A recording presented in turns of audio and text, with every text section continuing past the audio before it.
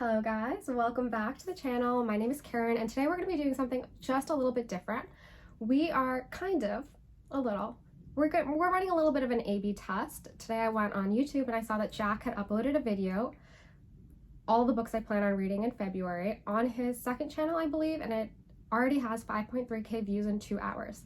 In the video, Jack goes through his list of books, he reads the summary, midway through he has a sponsored ad moment. The video is less than 11 minutes. We're going to try something similar. We're going to read through, run down the list of books that I plan on reading in February. My reading plans changed ever so slightly because I got laid off yesterday, so I have more time to read in the month of Feb. And I don't have anyone sponsor my videos, so there won't be a sponsored break in the middle. But similar to him, he was sitting in his bedroom in London. I'm also in my bedroom. And we're just going to see what happens. I will upload the video today. We will see how many views I get, and just a fun little A/B test, yeah? Okay, first of all, the first book that I'm reading in Feb, some of these books I've already started them because it's now February 4th. A Distant Mirror by Barbara Tuchman.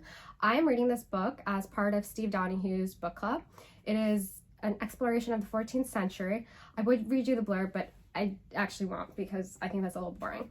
And I'm about 100 pages in. It's very engrossing, very fascinating. We're kind of seeing all of the characters that are at play in the 14th century, learning about the lives of, the peasants, the noblemen, the kings. She's a really gripping way of telling you, setting the scene and then giving you this really good, very yummy, juicy detail.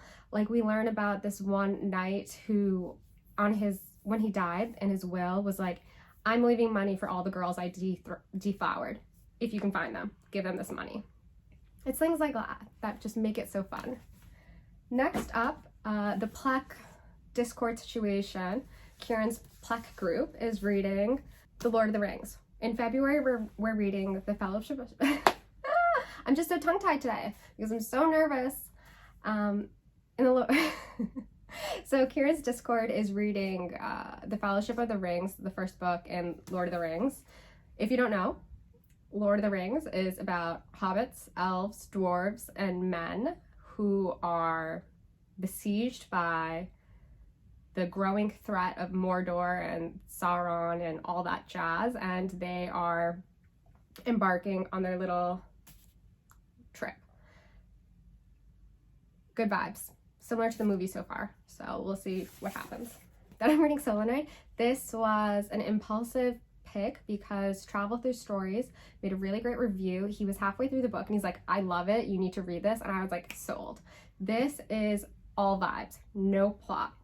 Brilliant sentences, very just meandering, and the places they take you, it's kind of surrealist, a little Kafka-esque. It is otherworldly, and I'm really enjoying it. I will maybe read a little bit of the blurb. Solenoid begins with the mundane details of a diarist's life and quickly spirals into a philosophical account of life, history, philosophy, and mathematics. The novel is grounded in the reality of Romania in the late 1970s and early 1980s, including frightening healthcare, the absurdities of the education system, and the misery of family life. It's a lot of fun. Then I'm reading the writer's chapbook, the Paris Review interviews. This is not the kind of thing that one necessarily sits down and is like, let me read from front to back. It is very interesting, takes poignant quotes from authors and has categorized them under chapters rather, of like, why do you write? How do you write? What is your process? And I'm just taking my time with it and enjoying it. Next up we have books that I've kind of started, not really. The books that I just mentioned are all books that I've already started that I'm kind of like really in the middle of. Now we're moving on to what's on the back burner, if you would. It is around this point in the video that I think Jack had given his sponsored shout out. I will just be diving right into these books. We have Lunch Poems by Frank O'Hara. These are really good poems. I do think, require rereads and they're very interesting, but I'm just taking my time with them because that's what I think you should do with poetry. Next up, we have an exciting pick. We have Nathan's novella, which is called Adolescent Leaves. I am really looking forward to reading this one. Very thankful that Nathan from Nathan's Nook has sent me this, and I can't wait to read it. Next up we have Drive Your Plow Over the Bones of the Dead by Olga. Now, if you guys remember, I didn't finish Books of Jacob. Still in the middle of that one, and Kiran and I last week went to Bristol and we saw the play of this book, and he was like, you have to read it now. So of course I got a copy and I will be reading it, and he also mentioned that I should read some Blake, so I plan on doing that at some point. Blake, because it's very much so connected to this story. If you don't know what the story is about, this tells a story of a woman in her 60s who people are dying, the animals are acting up, and she is at the center of it. Novel 11, book 18 by Dag Solstad. This tells a story of a town treasurer who left his wife to follow his mistress and is in his 50s, having his midlife crisis, trying to figure it out. For whatever reason, I really love books about men who are having midlife crises. This is an ARC that Astor House sent me. I've only received like one ARC in my whole entire life, and this is it. And it is by Esther Yi. This tells a story of a novel about a Korean American woman living in Berlin whose obsession with a K-pop idol sends her to Seoul on a journey of literary self-destruction. This book comes out March 2023. I am hoping to read this very soon so I can give it a review. Next up we have Look for Me and I'll Be Gone by John Edgar Wideman. These are a collection of short stories. I started the first one and I was there's really good style. Let me just quickly tell you a little bit about what this is about. 40 years after his first collection was published, Wideman continues to advance the form, crafting stories within stories, sentences that rise like jazz solos with every connecting clause, and explorations of time that entangle past and present. Here in his 6th short story collection, wow, 6.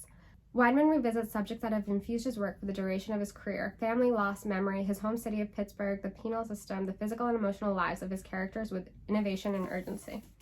Now we have Non-Things, which is a nonfiction exploration about like the digital cloud and these ephemeral things that dictate our modern life. So we no longer inhabit the earth and dwell under the sky. These are being replaced by Google Earth and the cloud. The terrestrial order is giving way to a digital order. The world of things is being replaced by a world of non-things, a constantly expanding infosphere of information and communication which displaces objects and obliterates any stillness and calmness in our lives. Now, as someone who used to work in the digital space, social media, I'm very much so fascinated by this as someone who has to work or has worked in corporate spaces that rely so heavily on like Google Drive and silly little things like that. I'm just fascinated, and I'm really hoping that this will be very engrossing. Yeah, we're at 9 minutes and 16 seconds. Jack Edwards' video went on for 10 minutes and 43 seconds. So though I could spend this time babbling and meandering and shooting the breeze, I'm going to wrap this up, and I hope you enjoy. Please let me know what you're reading in the month of Feb, because Feb is a beautiful month. January was very exciting, and February has kicked off to an exciting start, and I just can't wait to see where things unfold, what happens next. Okay, thank you.